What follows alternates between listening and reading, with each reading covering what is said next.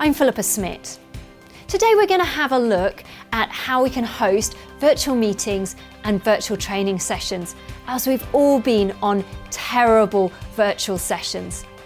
You know, the audio drops out, people join late, others talk over one another, whilst others don't contribute, hiding behind their emails.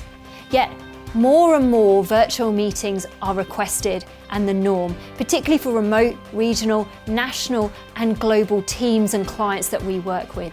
So whether you're using Google Hangouts or WebEx Training Center, perhaps Citrix GoToMeeting or Adobe Connect, Zoom, Skype for Business, FaceTime, WhatsApp or any other platform, there are a few things that you can do which will radically improve your calls. Start by watching my video on setting up your office, and once you have done that, follow these steps. Get your colleagues to dial in early. As people arrive, greet them by name. As people come into the call, say hello to them and ask them to speak, to actually test their audio. Don't let them just write in the chat function that they can hear you. Give feedback on how their connection is and invite them to adjust accordingly. By testing their audio in settings, you might need to get them to move the microphone closer to their mouth. In this activity, you're actually assessing two things: their audio connection and gauging their level of participation. You're building rapport with them and setting the tone to get to know the different characters on the session. Try to keep the chat light-hearted. Ask them how they are, where they're calling from, perhaps even what the weather's like where they are. Tell them that you expect participation. In your opening comments, really encourage in your opening comments that you want interaction and participation. And it's really important that you say this. You're going to need to reiterate this several times, as it all starts with this light-hearted welcome. Invite them to close down all applications, including email, to maximize the bandwidth and to be focused in the meeting. Tell them you're going to be calling on people individually to speak, so they need to be ready. Keep the audience engaged by getting them involved every 3 to 5 minutes.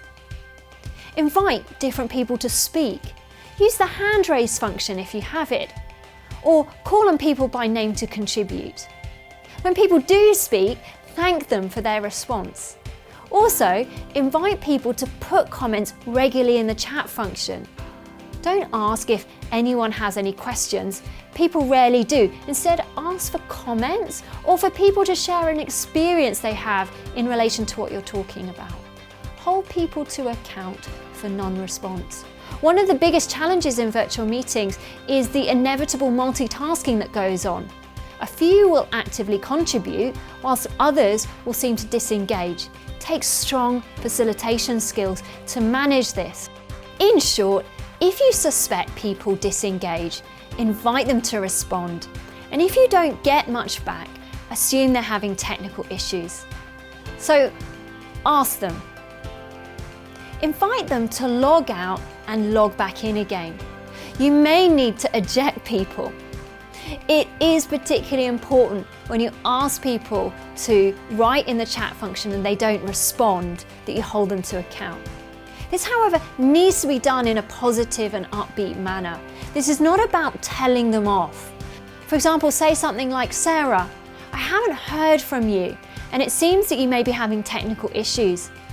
I'm going to remove you from the room in the hope that reconnecting fixes the connection issues. Please log out and log straight back into the room, and then let me know if you can still hear me." You may find that you need to reboot. Manage the technical issues is really important, and you need to give direct instructions. Ask people to do technical checks in the settings, and remember that logging out and logging back in and rebooting is often needed.